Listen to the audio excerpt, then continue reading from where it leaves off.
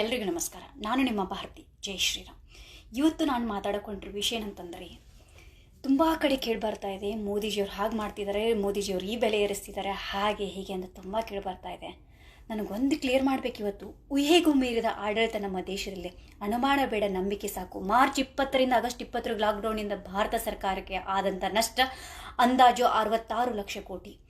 ಆದರೂ ಕೂಡ ಜನಸಾಮಾನ್ಯರಿಗೆ ಸಿಗುವಂಥ ತಮ್ಮ ರೇಷನ್ ಕಾರ್ಡ್, ಉಚಿತ ಅಕ್ಕಿ, ಜನಧನ ಖಾತೆಗೆ ಮಾಸಿಕ ಹಣ, PM ಕಿಸಾನ್ ನಿಧಿಯ ಹಣ ನೇರವಾಗಿ ಖಾತೆಗೆ ನೀಡಿ ಯಾವುದೇ ರೀತಿಯ ತೊಂದರೆ ಆಗದಂತೆ ಕೇಂದ್ರ ಸರ್ಕಾರ ನೋಡಿಕೊಂಡಿತ್ತು.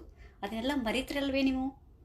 140 ಕೋಟಿಗೂ ಅಧಿಕ ಜನಸಂಖ್ಯೆಯ ದೇಶ ಒಮ್ಮೊಂದೊಮ್ಮೆಲೆ ನಿಂತು ಹೋದರೆ ನಷ್ಟ ಸರಿಯಾಗಲು ಕನಿಷ್ಠ 5 ವರ್ಷ ಬೇಕಾಗ್ಬೋದು. ಜವಾಬ್ದಾರಿಯುತ ಸ್ಥಾನದಲ್ಲಿ ನಿಂತು ನೀವೇ ಊಹಿಸಿ ಏನು ಮಾಡಬೇಕಾಗಿತ್ತು ಸರ್ಕಾರ, ಆಡಳಿತಗಾರನ ಒಂದು ಮನಸ್ಥೈರ್ಯ ಹೇಗಿತ್ತು ಎಂಬುದನ್ನು.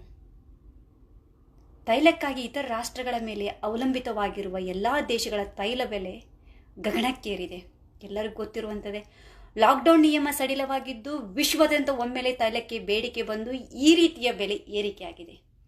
ಇದರ ಜೊತೆ ತೈಲ ಉತ್ಪನ್ನಗಳು ಕೂಡ ಬೆಲೆ ಏರಿಕೆಯಾಗಿವೆ ಅಂತಂದರೆ ಇದೇನು ಕಾಮನ್ ಅಲ್ವೇ? ಇವೆಲ್ಲದರ ಮಧ್ಯೆ ಭಾರತ ಪಾಕಿಸ್ತಾನ್, ಭಾರತ ಚೀನಾ ಗಡಿಯಲ್ಲಿದ್ದ ಸ್ಥಿತಿ ನೆನಪಿಸಿಕೊಳ್ಳಿ ಸ್ವಲ್ಪ. ಬೇಡಿಕೆ ಕಡಿಮೆ ಆಗುತ್ತಲೇ ಬೆಲೆ ಕಡಿಮೆ ಆಗುತ್ತಾ ಬರುತ್ತವೆ. 8 ತಿಂಗಳಿಂದ 1 ವರ್ಷಗಳ ಕಾಲ ಲಾಕ್ಡೌನ್ನಲ್ಲಿದ್ದ ರಾಷ್ಟ್ರಗಳು ಒಮ್ಮೆಲೆ ಎಲ್ಲ ವಸ್ತುಗಳನ್ನು ಆಮದು ಮಾಡಿಕೊಂಡಾಗ ರಫ್ತು ಮಾಡುವ ದೇಶ ತಮ್ಮ ಲಾಭಕ್ಕಾಗಿ ಬೆಲೆ ಏರಿಸುತ್ತವೆ. ಇದು ಕಾಮನ್ ನಾಲೆಜ್. 66 ಲಕ್ಷ ಕೋಟಿಯ ನಷ್ಟದ ಜೊತೆಗೆ ತೈಲ ಉತ್ಪನ್ನಗಳ ಬೆಲೆ ಕಡಿಮೆಗೊಳಿಸಿದರೆ ಈ ನಷ್ಟ ತುಂಬುವವರು ಯಾರ್ರೀ? ನಿಮಗೆಲ್ಲ ತೆರಿಗೆ ಏರಿಸಬಾರ್ದು, ಸರ್ಕಾರದ ಸವಲತ್ತು ಉಚಿತ ಬೇಕು, ಜೊತೆಗೆ ತೈಲ ಕಡಿಮೆ ಸಿಗಬೇಕು. ಲಾಕ್ಡೌನ್ ಸಮಯ ಇಷ್ಟು ದೊಡ್ಡ ದೇಶವನ್ನು ಸುವ್ಯವಸ್ಥಿತವಾಗಿ ನೋಡಿಕೊಂಡದ್ದು ಈಗ ನೆನಪಿಗೆ ಬರುತ್ತಿಲ್ಲವೇ ನಿಮಗೆ? ಸ್ವಲ್ಪ ಸುಧಾರಿಸಿಕೊಳ್ಳಿ. ಅಷ್ಟೇ ಯಾಕೆ, ಕೋವಿಡ್ ಲಾಕ್ಡೌನ್ ಸಮಯ ಈ ಪಪ್ಪು ಟೀಮ್ ಆಡಳಿತದಲ್ಲಿರುತ್ತಿದ್ದರೆ ದೇಶದ ಗತಿ ಅಧೋಗತಿಯಾಗುತ್ತಿತ್ತು. ನಮ್ಮವರಿಗೆ ಮರೆಯುವ ಬೇಗ ಎಲ್ಲವನ್ನೂ ಬೇಗ ಮರೆತು ಹೊಸ ಸಮಸ್ಯೆ ಎಂಬ ರಾಗಕ್ಕೆ ಸಂಗೀತ ನೀಡುವುದರಲ್ಲಿ ನಿಸ್ಸಿಮರಲ್ಲವೇ? ಒಬ್ಬ ಭಾರತೀಯ ಪ್ರಜೆಯಾಗಿ ಯೋಚಿಸಿ. ಕಳೆದ 1 ವರ್ಷದಿಂದ ಲಾಕ್ಡೌನ್ ನಷ್ಟವನ್ನು ಮೋದಿಜಿ ಯಾವ ರೀತಿ ಜವಾಬ್ದಾರಿಯಿಂದ ನಿರ್ವಹಿಸಿದೆ ಎಂದು. ಮೋದಿಜಿ ಇದ್ದರೆ ಎಲ್ಲವೂ ಸಾಧ್ಯ ಎಂಬುದು ಒಂದು ಕೇವಲ ಮಾತಲ್ಲ, ಘೋಷಣೆಯಲ್ಲ, ಅದೊಂದು ನಂಬಿಕೆ.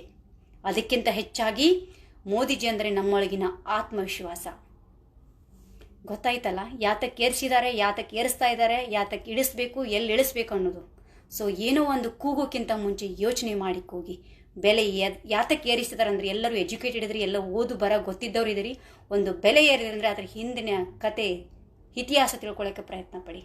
ಸುಮ್ಮನೆ ಫೇಸ್ಬುಕ್ಕಲ್ಲೆಲ್ಲ ಪೋಸ್ಟ್ಗಳು ಹಾಕ್ಕೊಂಡು ಟ್ರಾಲ್ ಮಾಡೋದಲ್ಲ. ಅದರ ಹಿಂದ್ಗಡೆ 108 ಕಾರಣಗಳಿರ್ತವೆ.